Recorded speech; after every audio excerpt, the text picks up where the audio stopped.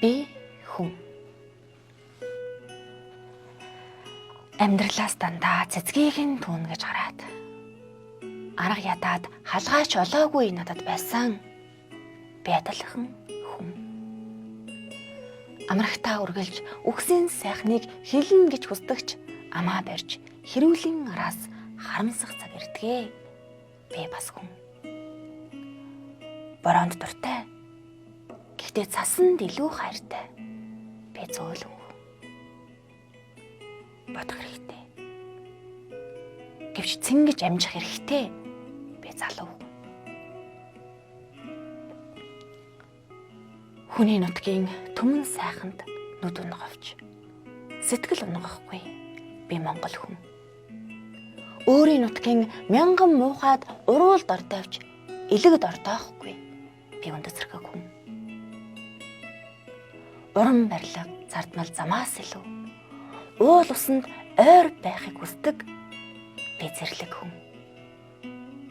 Улаанбаатарын будамл шаазан хүүхнүүдээс илүү улаан хазартаа бүргэжимхийн хөөхөн гэж боддог. Би их сонин хүн. Шүлэг бүхнээ буцадтай хуваалцсан би өглөгч хүн.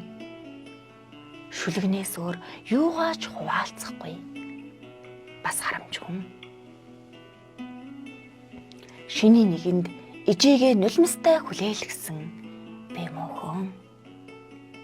Шинэ бичих мөр бүртээ ижигээ нутагтаа нь багтаахсан гэж хүсдэг. Магадгүй их сайн хүн. Зовлонд илүү чивчирч жаргалд амархан ташуурдаг. Би тэнэг хүн.